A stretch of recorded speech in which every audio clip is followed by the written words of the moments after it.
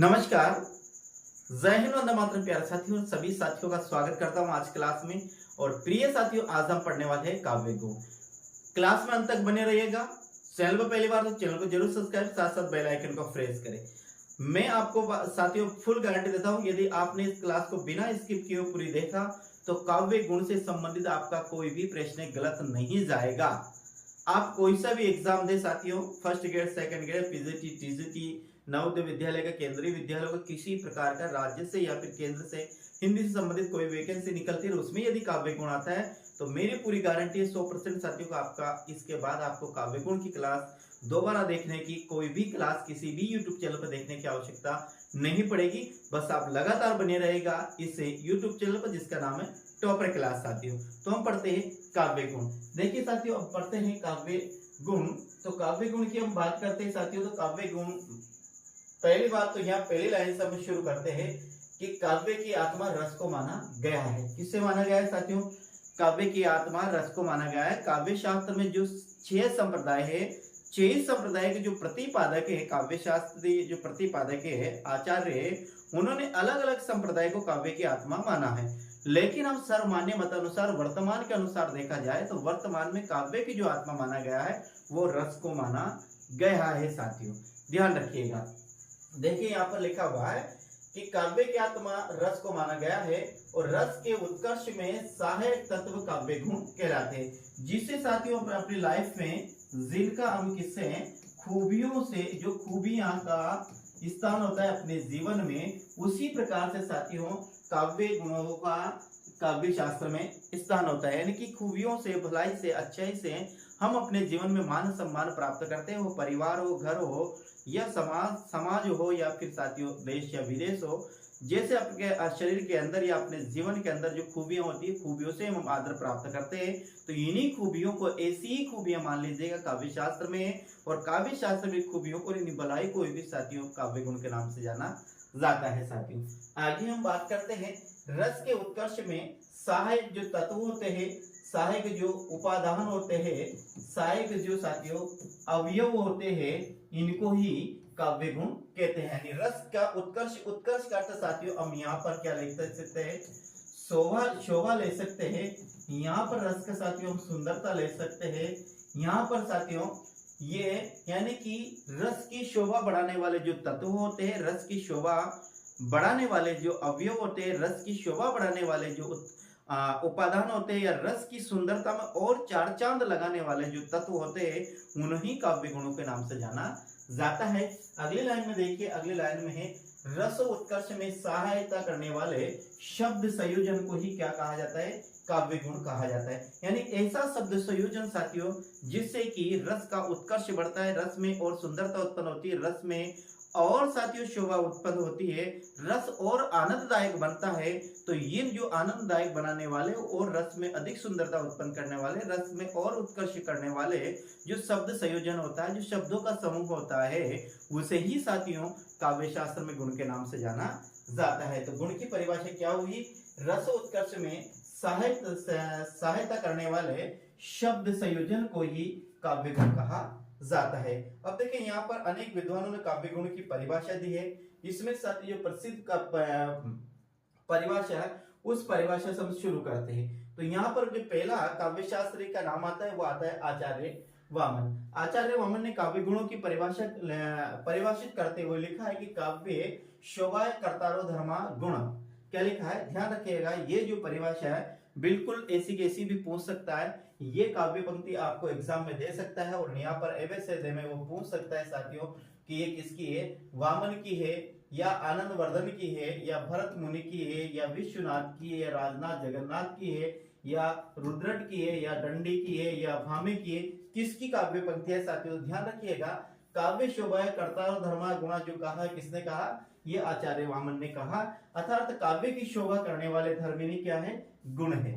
वैसे साथियों यदि हम अलंकार की परिभाषा देखते हैं तो अलंकार की परिभाषा है कि काव्य में काव्य की शोभा उत्पन्न करने वाले तत्व क्या कहलाते हैं? अलंकार कहलाते हैं। काव्य की शोभा बढ़ाने वाले तत्व क्या कहलाते हैं साथियों?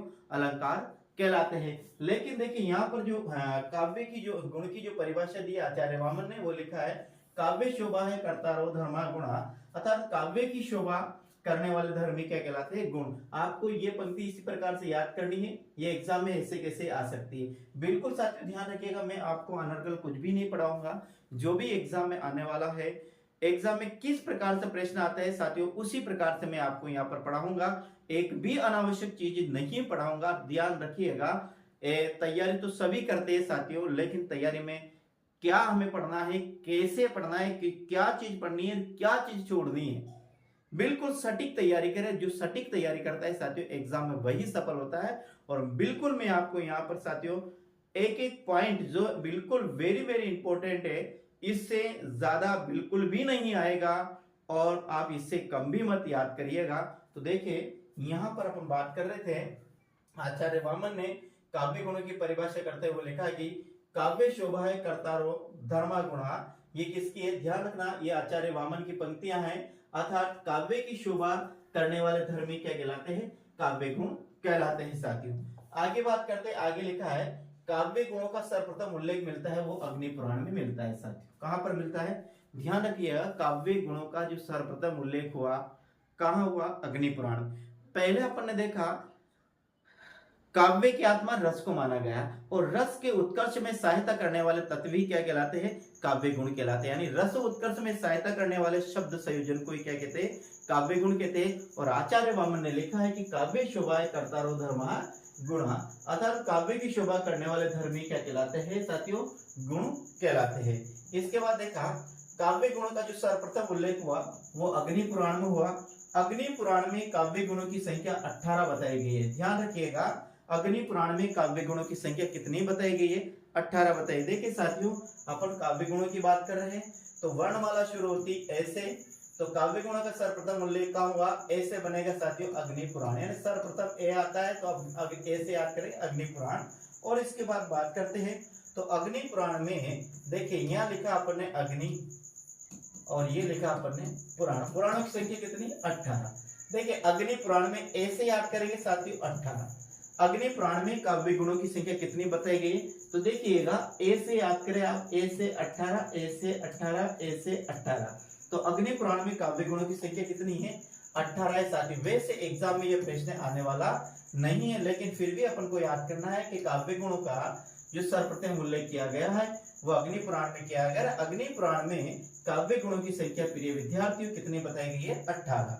इसके बाद देखिए आगे, मैंने बिल्कुल साथियों से क्रमबद्ध रूप से वैज्ञानिक तरीके से साथियों, मनोवैज्ञानिक तरीके से बिल्कुल साथियों ऐसे प्रत्येक बिंदु को मैंने बिल्कुल साथियों टॉपिक वाइज, बिंदु वाइज, किसके बाद कैसे आएगा, कैसे याद करना है, ये सब कुछ मैंने बिल्कुल वैज्ञानिक रूप से यहाँ पर क्रमबद्ध किया हुआ है। अब देखिए बात करते हैं यहाँ से, दंडी और भरत मुनि ने काव्य गुणों की संख्या कितनी मानी है? 10 मानी है साथियों। देखिए आचार्य दंडी और भरत मुनि ने काव्य गुणों की संख्या कितनी मानी?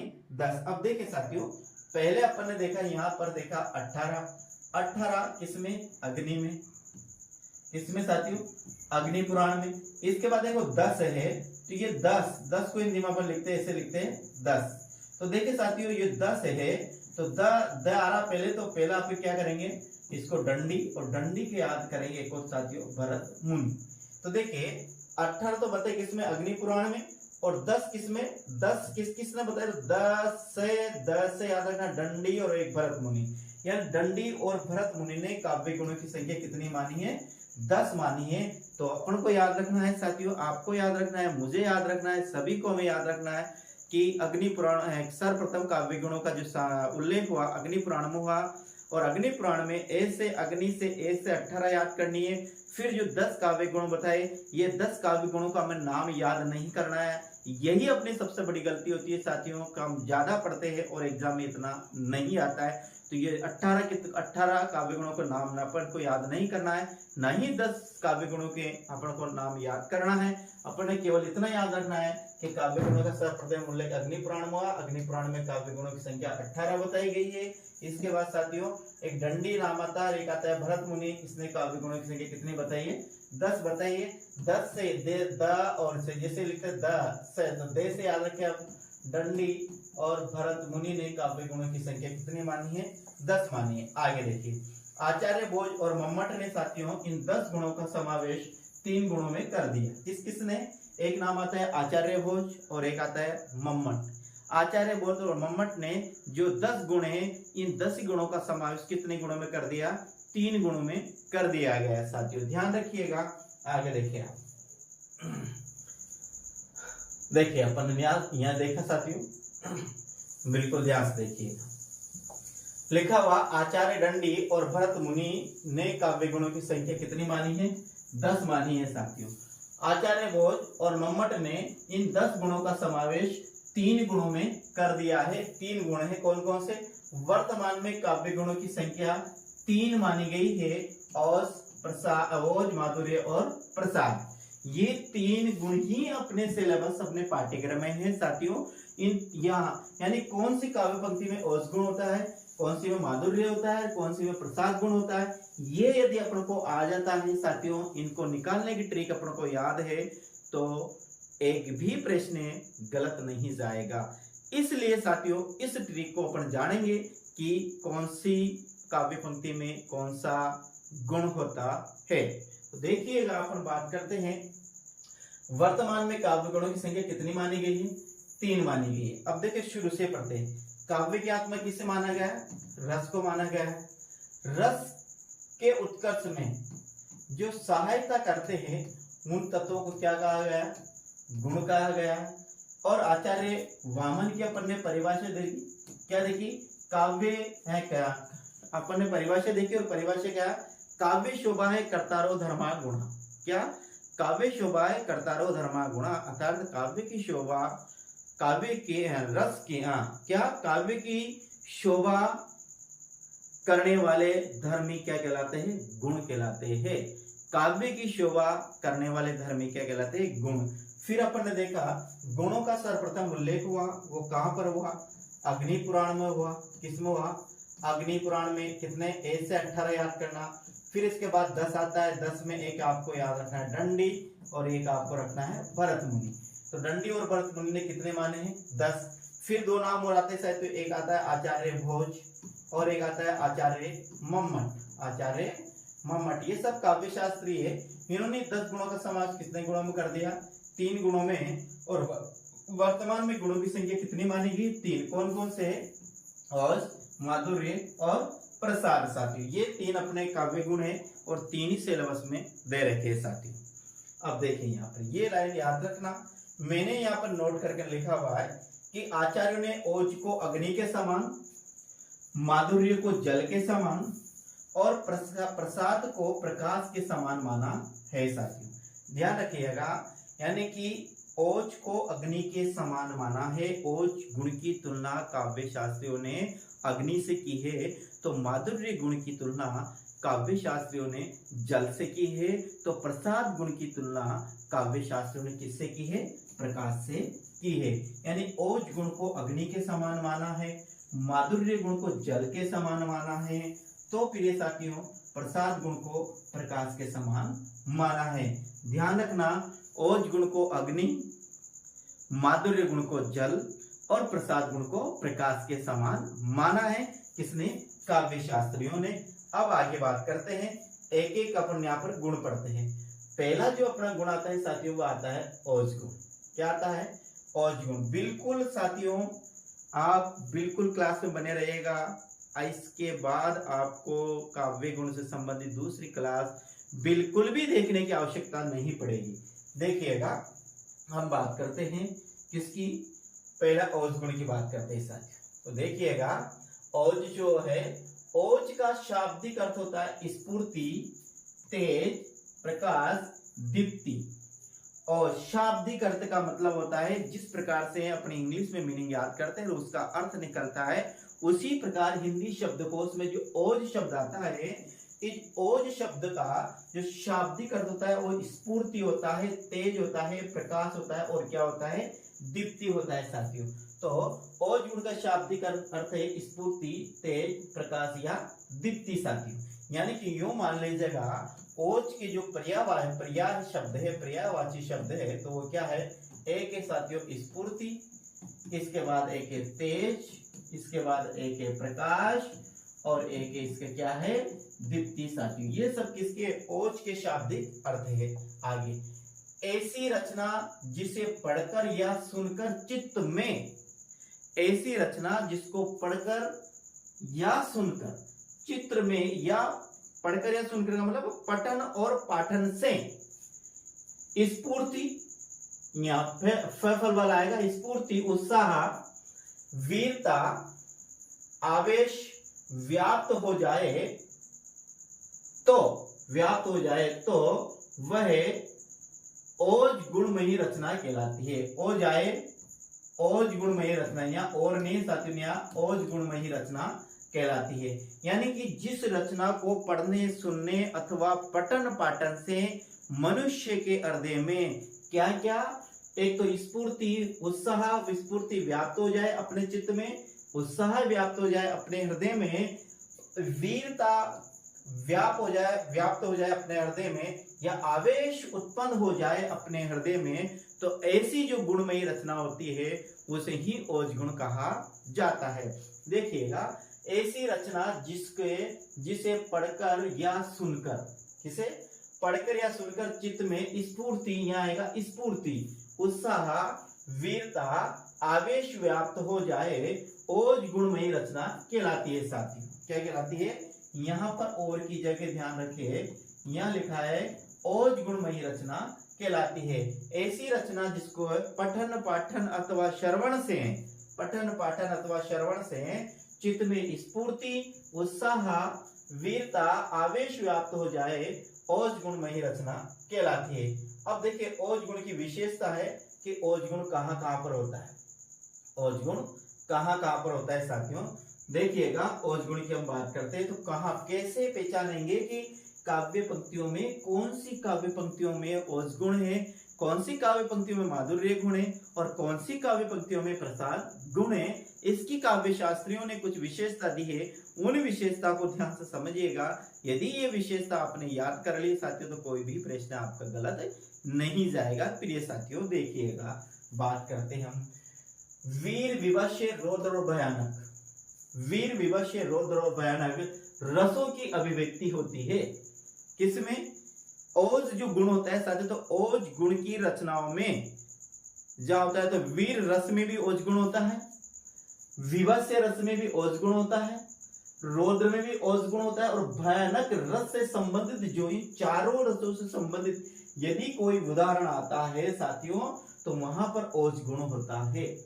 वे वीर रस से संबंधित काव्य पंक्तियां हो, विवस्य रस से संबंधित काव्य पंक्तियां हो, रौद्र रस से संबंधित काव्य पंक्तियां हो या भयानक रस से संबंधित काव्य पंक्तियां हो, चारों रसों में से संबंधित कोई भी रस से संबंधित काव्य पंक्तियां हैं तो वहां पर बिना देखे ही समझे आप ध्यान रखिएगा, वहां पर ओज गुण आएगा। यदि आपको वीर रस आता है तो इसका मतलब आपको ओज गुण भी आता है, विवस्य रस आपको याद है इसका मतलब आपको ओज गुण भी याद है, रौद्र रस आपको याद है इसका मतलब आपको ओज गुण याद है, भयानक रस आपको याद है इसका मतलब आपको कौन है, ओज गुण भी आपको याद है। तो पहला आप याद रखें, वीर विवस्य रौद्र भयानक रसों की अभिव्यक्ति होती है किसमें, ओज गुण में। द्वितीय वर्णों की प्रधानता होती है साथियों, क्या होता है, द्वितीय वर्णों की प्रधानता होती है। अब द्वितीय वर्ण क्या होता है साथियों, जहां पर दो वर्ण एक ही जाति के दो वर्ण आते हैं उसे द्वितीय कहते हैं। जिसमें पहले वाला होता है वो क्या होता है, स्वर रहित होता है साथियों,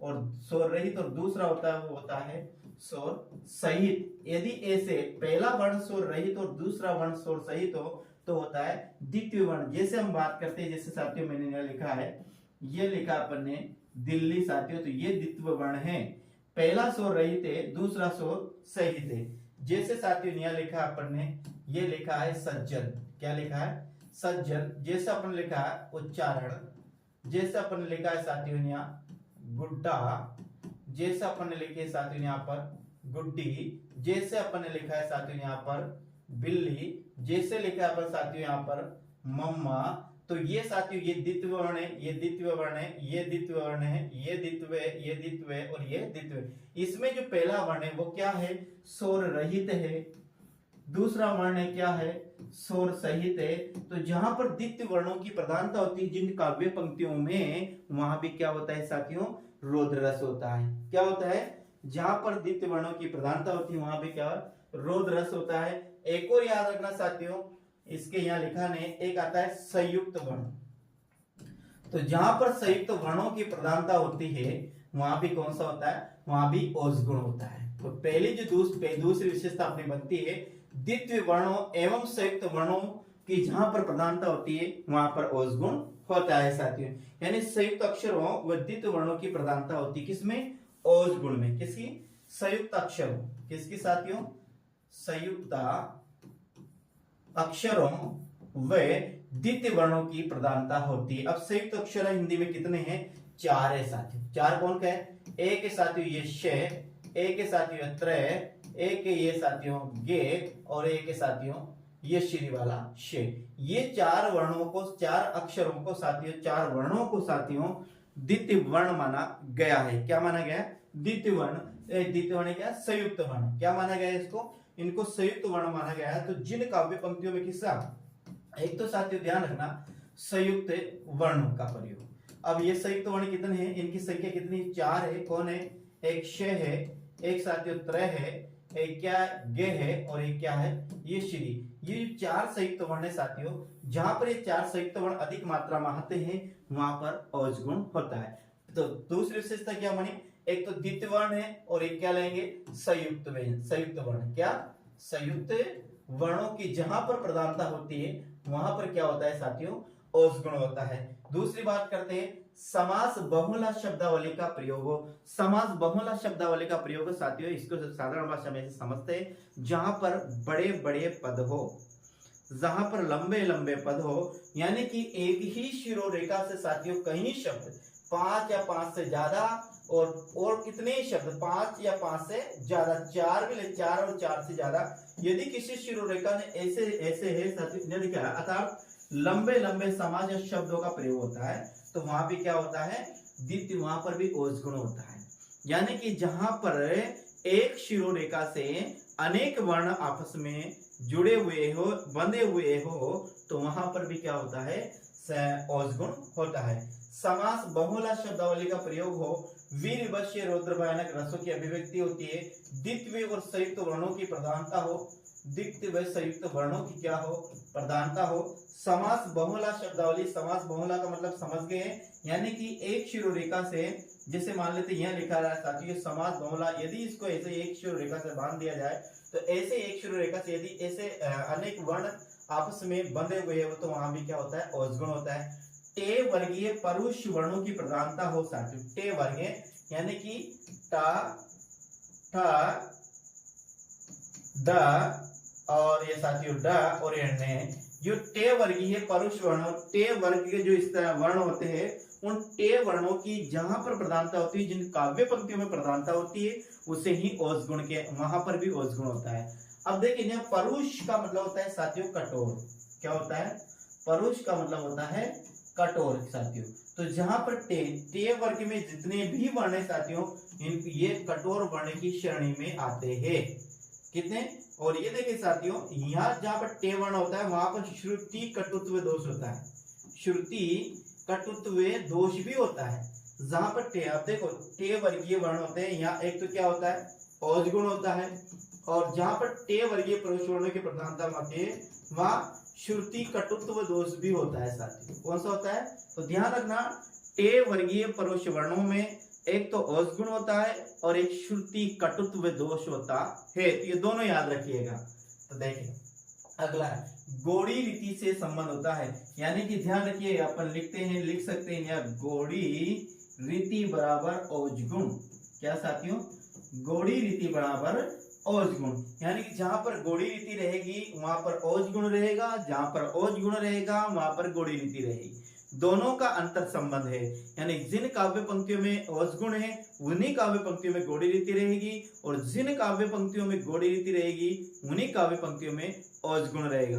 दोनों का एक दूसरे से अंतर संबंध है साथियों, यूं समझ लीजिएगा। तो देखिएगा, पहली है यहाँ पर वीर विभक्ष्य रौद्र भयानक रसों की अभिव्यक्ति होती है, द्वितीय वर्णों, और एक और साथियों लिखता भूल गया, संयुक्त वर्णों की प्रधानता होती है, द्वित्व वर्णों और संयुक्त वर्णों की प्रधानता होती है। समास बहुला शब्दावली का प्रयोग होता है, अर्थात लंबे लंबे समाज शब्दों का प्रयोग होता है।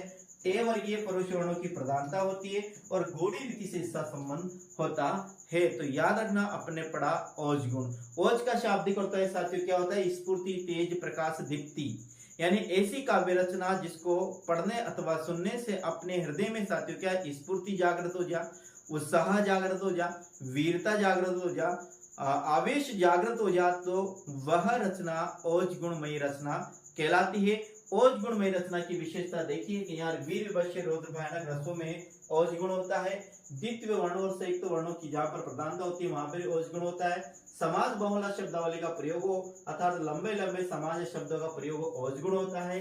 टे वर्गीय पुरुष वर्णों की प्रधानता होती है वहां पर ओज गुण होता है। और गौड़ी रीति का संबंध भी साथियों ओज गुण से। अब देखिए प्रश्न यहाँ पर उदाहरण से समझते हैं। 2 उदाहरण साथियों, ज्यादा उदाहरण अपन करेंगे तो लंबी क्लास हो जाएगी, इसलिए मैंने यहाँ पर बिल्कुल कम उदाहरण लिए है। आप इसके लिए और अन्य किताबों का सहारा ले सकते हैं। मैं किताब आपको कोई नहीं बताऊंगा। एक साथियों में आपको लक्ष्य, सेकंड ग्रेड और फर्स्ट ग्रेड मनु प्रकाशन की आती है, ये किताब लिखिए। और एक आती है साथियों अलंकार परिजात नाम से खिलाफ किताब आती है, वो आती है नरोत्तम शर्मा की, नरोत्तम शर्मा। ये 2 किताब आप ले लीजिएगा। काव्य शास्त्र संबंधित आपका कोई भी प्रश्न गलत नहीं जाएगा। देखिए यहाँ लिखा, हे रुंड गिरे गज झुंड गिरे, कटकट अवनी पर शुंड गिरे, भू पर है विकल वितुंड गिरे, लड़ते लड़ते अरि झुंड गिरे। इसमें साथियों विभस्य रस क्या है? विभस्य रस। हे रुंड गिरे गज झुंड गिरे, है मतलब साथियों ध्यान रखना, घोड़े, घोड़े के सिर गिरे, हाथियों के झुंड गिर गए, हाथियों के झुंड गिर गए। कट कट अवनी, अवनी यानी पृथ्वी या धरती, पृथ्वी, शुंड शुंड यानी साथियों सूंड, किनकी? हाथियों की। युद्ध का यहाँ पर वर्णन है, विभस्य रस है साथियों, युद्ध का वर्णन है, विभस्य रस है। तो यहाँ पर देखिएगा उसने लिखा है कि हे रुंड गिरे गज झुंड गिरे, कट कट अवनी पर शुंड गिरे, यानी कि कट कट इस पृथ्वी पर उनके सुंड गिर गए। हाथी, हजारों हाथियों के सुंडों को काट दिया गया युद्ध में। भू पर है विकल वितुंड गिरे, भू पर है विकल वितुंड गिरे। या वितुंड का मतलब है साथियों हाथी, विकल यानी व्याकुल, है यानी घोड़े और हाथी गिर गए। लड़ते लड़ते अरि झुंड गिरे, अरि का मतलब होता है साथियों शत्रु, और साथ ही साथ साथियों शत्रुओं के लड़ते लड़ते शत्रुओं के कहीं झुंड गिर गए, उनकी धड़ों को, सिरों को, सिर से धड़ को अलग कर दिया। यानी यहाँ पर युद्ध का वर्णन है। ऐसा युद्ध हो रहा है जिसमें हाथी, घोड़े हाथियों के सुंड को काट दिया, घोड़े के सिर को काट दिया, हाथियों के सुंड को काट दिया, और समस्त पृथ्वी वे लहू लुहान होगी। उस पृथ्वी पर साथियों हाथी, घोड़े और शत्रुओं के सिर और धड़ के अलावा कोई भी नजर नहीं आ रहा है। तो इन काव्य पंक्तियों में विभस्य रस है, और जहां पर वीर, विभस्य, रौद्र भयानक रसों की अभिव्यक्ति होती है वहां पर ओज गुण होता है। तो ध्यान रखना, किसमें साथियों वीर रस से संबंधित पंक्तियां तो ओज गुण होगा, विभस्य रस से संबंधित पंक्तियां तो ओज गुण होगा, रौद्र रस से संबंधित पंक्तियां तो ओज गुण होगा, और साथियों भयानक रस से संबंधित कोई भयानक रस से संबंधित कोई काव्य पंक्तियां हो तो वहां पे क्या होगा? ओज गुण होगा। तो देखिए, हे रुंड गिरे गजझुंड गिरे, कटकट अवनी पर शुंड गिरे, भू पर हे विकल वितुंड गिरे, लड़ते लड़ते अरि झुंड गिरे। अगली काव्य पंक्ति आती है अपनी, देखिएगा अगली काव्य पंक्ति है। अगली जो काव्य पंक्ति है रामधारी सिंह दिनकर जी द्वारा जो कुरुक्षेत्र लिखा है साथियों, उस कुरुक्षेत्र की ये पंक्तियां हैं। देखो, समाशोपति उस भुजंग को जिसके पास गरल हो, समाशोपति उस भुजंग को जिसके पास गरल हो, उसको क्या जो दंतहीन विषहीन विनित सरल हो, और इसमें है वीर रस। समाशोभति उस भुजंग को जिसके पास गरल हो, उसको क्या जो दंतहीन विषहीन विनित सरल हो। यानी कि यहाँ पर रामधारी सिंह दिनकर ने कहा कि समा उसी भुजंग, भुजंग का मतलब है साथियों सर्प होता है। क्या होता है, भुजंग का अर्थ होता है सर्प, यानी कि उसी सर्प को समा सौंपती है जिसके पास गरल यानी विष यानी कि जहर हो, उसको क्या, जिसके पास दांत ही नहीं हो, जिसके पास विष ही नहीं हो और जो बिल्कुल विनीत हो, यदि वो क्षमा कर दे है तो ये कोई बड़ी बात नहीं है। यूं मान ले यहाँ पर व्यक्ति को संबोधित करता गया है कि वह व्यक्ति को ही जो क्या है साथियों, ज्ञानवान हो, वीरता से वीर के समस्त गुण इसमें विद्यमान हो, धीर हो, प्रतापी हो, बलवान हो, ताकतवर हो, समस्त धीर नायक के समस्त गुण साथियों उसमें क्या हो, विद्यमान हो। देखिएगा, सुनिएगा, लाइट चली गई साथियों, ये बोर्ड है वो ट्रिप मार रहा है, अभी चलेगा साथियों। तो हम बात कर रहे थे यहाँ पर कि समा शोभती उस भुजंग को जिसके पास गरल हो, दंतहीन विषहीन विनित सरल हो, यानी उसको क्या, जो दंतहीन विषहीन विनित सरल हो, यानी कि मैं यदि कोई कमजोर व्यक्ति यदि बलवान व्यक्ति को ये कहता है कि मैंने उसको क्षमा कर दिया, तो उसका कोई क्षमा करना नहीं होता है साथियों। क्षमा उसी की कही जाती है जिसमें ताकत हो, बल हो, प्रतापी हो, फिर वो साथियों अपने से कमजोर व्यक्ति को यदि वो माफ कर देता है तो उसको ही सम्मान का पात्र होता है, उसको ही साथियों वह क्षमा सुशोभित होती है। ये नहीं हो कि जो हाड़ मांस का पुतला हो, बिल्कुल कमजोर व्यक्ति हो और बड़े व्यक्ति से कहता है, वो ताकतवर व्यक्ति से कहता है, पहलवान व्यक्ति से वो कहता है कि मैंने उसको माफ कर दिया, तो साथियों उसके लिए क्षमा को ही शोभा नहीं देती है। इसलिए ध्यान रखना, यदि साथियों अपन क्षमा करने योग्य है तो वह इतना अपने पास सामर्थ्य है, और सामर्थ्य होने के बाद यदि हम किसी को माफ कर देते हैं साथियों, तो वही फिर क्या है, हमारे शोभा लायक है साथियों। तो ऐसा जो अपन ने देखा अभी, क्या देखा अभी अपन ने देखा है ओज गुण, क्या देखा है साथियों, ओज गुण देखा है। और ये ओज गुण में ये काव्य पंक्तियां हैं,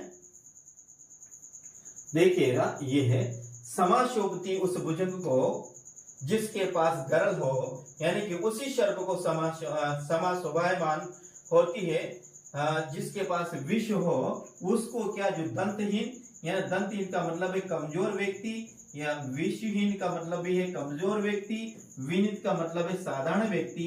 यदि कोई कमजोर साधारण सरल व्यक्ति किसी बलवान व्यक्ति को साथियों, किसी ताकतवर व्यक्ति को, किसी धीर नायक को, किसी वीर नायक को, किसी दानवीर को, किसी प्रतापी को साथियों, यदि वो क्षमा वो कहता है कि मैंने उसको क्षमा कर दिया, तो वो कोई क्षमा नहीं कहलाती है साथियों। तो ये पढ़ा अपन ने, कौन सा पढ़ा अपन ने, ओज गुण। पहले बार देखिएगा, एक बार उसको पुनः देखिएगा, मैं आपको इसको एक बार पुनः बिल्कुल साथियों यहाँ पर थोड़े से समय इसको समझने की हम कोशिश करते हैं।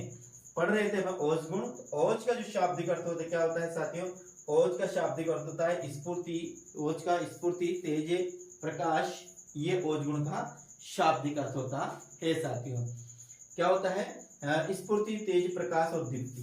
क्या होता है, ओज गुण का शाब्दिक अर्थ है स्फूर्ति, तेज, प्रकाश और एक है दीप्ति साथियों। ये ओज गुण के ये शाब्दिक अर्थ है। फिर ओज गुण यानी कि चित्त, देखो चित्त शब्द है, एक तो ये होता है साथियों चित्त, चित्त का अर्थ है हृदय, और एक होता है साथियों ये चित्त, चित्त का मतलब होता है पराजित करना, चित्त का मतलब होता है पराजित करना। तो ऐसी काव्य रचना जिसको पठन, पाठन अथवा श्रवण से, यानी कि पढ़कर सुनकर, पठन पाठन अथवा श्रवण से है,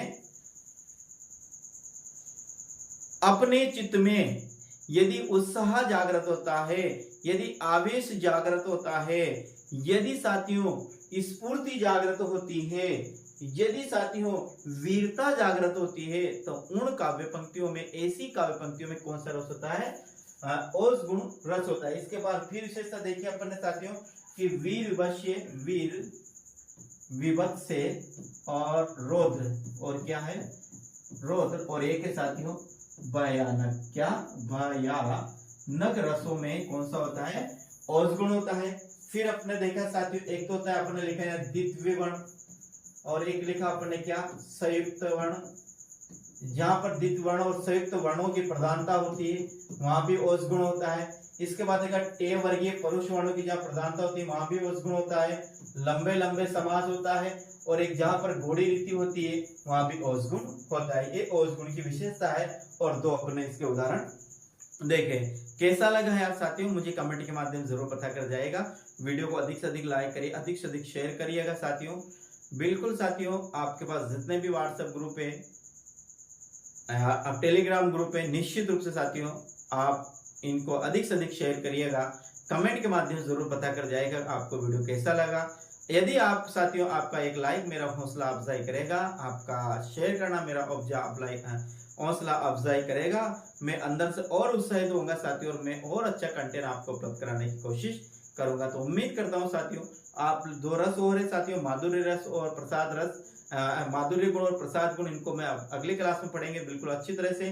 इसमें आपको कैसा लगा ये जरूर मुझे बता कर जाएगा। आप कहां तक ये वीडियो पहुंचा, किन किन कौन कौन ये वीडियो देख रहा है, कमेंट के माध्यम जरूर पता कर जाएगा साथियों। तो जय हिंद, वंदे मातरम साथियों, मिलते हैं अगले वीडियो। राम राम साथियों।